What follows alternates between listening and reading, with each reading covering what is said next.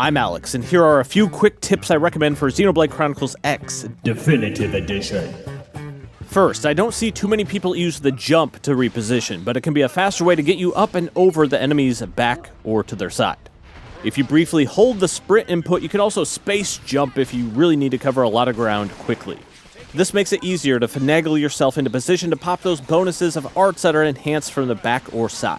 And since it's pretty much a Xenoblade feature to not be able to see past the UI half of the time, this indicator says simply your exact position relative to the target, so you don't need to try and eyeball it. Or just look out for a blue exclamation mark above the art to know when you're in that sweet spot to use it. If you want to be able to move your character and toggle between things on the hotbar at the same time, I suggest modifying your control scheme a bit. Go into the Switch's settings, controllers and sensors, change button mapping, and then change. Set ZL to D-pad left, ZR to D-pad right, set X to ZR, left D-pad to ZL, and D-pad right to X. Save that as a preset mapping. With this setup, jump is now on X like Tears of the Kingdom or Breath of the Wild. Swap weapons is a simple press of D-pad right, and your left and right triggers are now how you toggle between your arts. Since position-based abilities are so prevalent in this, being able to move and manipulate the hotbar simultaneously just feels flat out better to me. Now, it might be possible that you're temporarily wasting a lot of your battle points.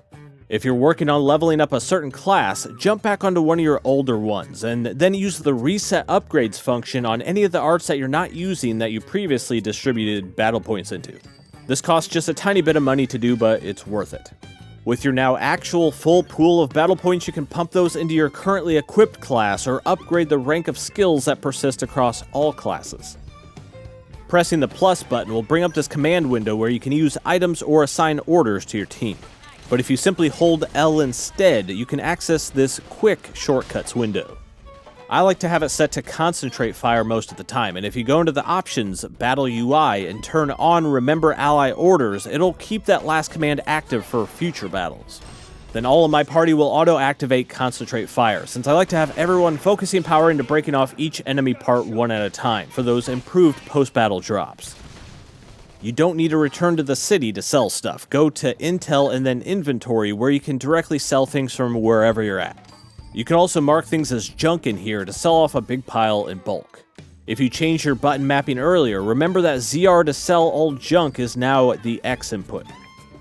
Something I always appreciate about Xenoblade is the flexibility of how it lets you mess with its camera. Zooming it all the way in to turn it into a first-person RPG is definitely a much different vibe and really grounds you in the environment. On the other hand, you could zoom it all the way out and play from a Diablo-style top-down view, which feels entirely differently. However, my preferred combat camera is a medium far zoom with the camera auto-tracking speed set to fast. Then when targeting an enemy, clicking right stick in will set the camera to auto-follow that one spot. This will free up having to manipulate the right stick all the time, so you can just focus on moving your character and assigning arts. The camera will take care of itself this way. If you go into Party and Soul Voices, you can actually modify each bonus effect that your allies can trigger off your own actions. Like when you draw your melee weapon, this option also has it so another character can instantly inflict Stagger, which is a quick way to lead right into a topple at the start of a fight.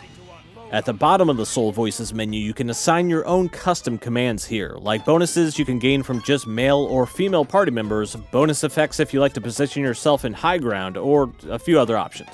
With the Definitive Edition's ability to now press Y on an art to bypass its cooldown and trigger it multiple times quickly, it's much easier to pop the right colored art to match the soul voice effects your buddies are screaming.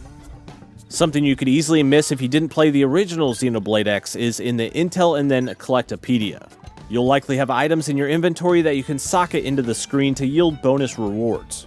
You also get a special reward for completing an entire row and for 100%ing an entire region.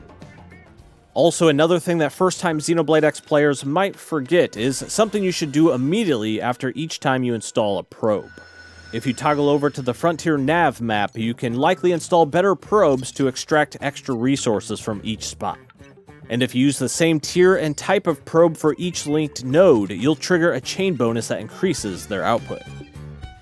Okay, those are just a few of the early game tips I recommend you use, and let me know your thoughts on the changes to the original release of Xenoblade Chronicles X, and if this is your very first time with it, let me know your thoughts on the game so far. Alright, as always, I'm Alex, and thanks for watching.